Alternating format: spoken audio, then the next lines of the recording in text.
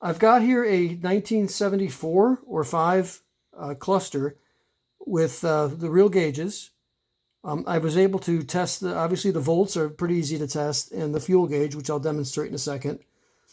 This also has the trip odometer, which you reset by turning this dial. All the bulbs in this work. The only problem that it had was the gear selector. There was only one little cable. I threw an extra one on here and crimped a connection on there. If you have a cable, you might want to throw it on there, but right now I would say it's going to hold up forever. The clock is a working clock, which I'll demonstrate in a moment also. And then as far as the back of it, all the bulbs work. I wired the harness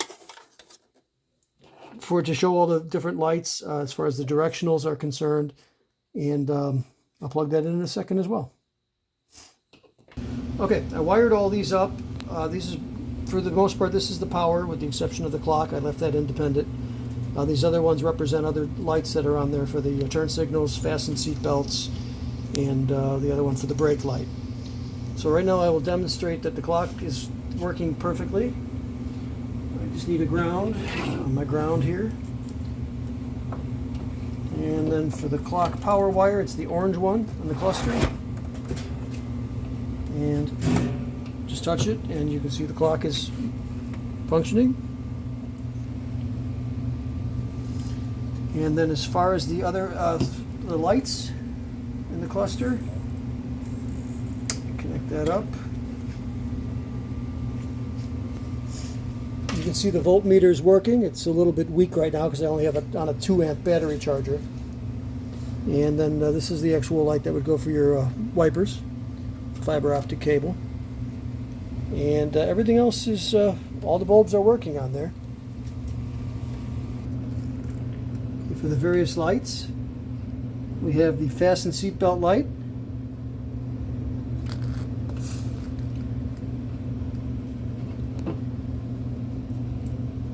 We have the brake light.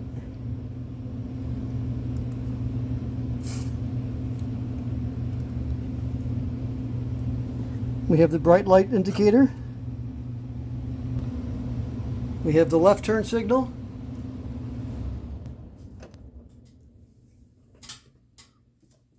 And the right turn signal.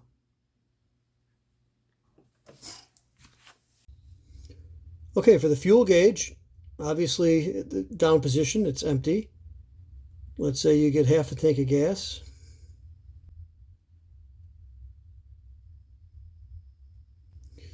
You do a couple burnouts, you're down to a quarter.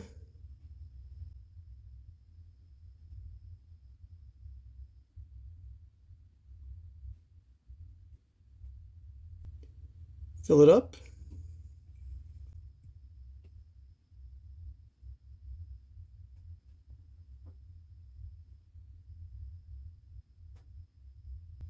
And there you go.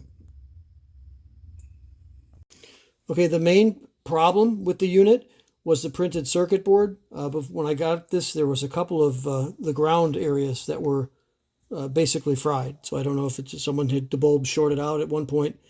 But I did solder them, very difficult to do, and I just put some electrical tape over it, and so it's it's not going to ground out on the housing, and it's protected. And as you can see, I ran a continuity test. All the bulbs are working, obviously, but the continuity test showed that the circuit is complete. So on top of that, everything else is functional on it. I wasn't able to test either the oil pressure or the temperature gauge. So I'm not sure exactly how how you would test those, but obviously the volt's red and the fuel gauge is working. So that's it. And there's no knob for the clock.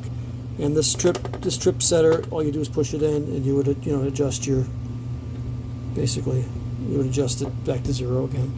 So if you wound it up and you had a couple miles on there, you would just basically push it in and turn it back, I believe, to get back to 0. Yeah. Push it in, everything, all the digits rotate. That's it.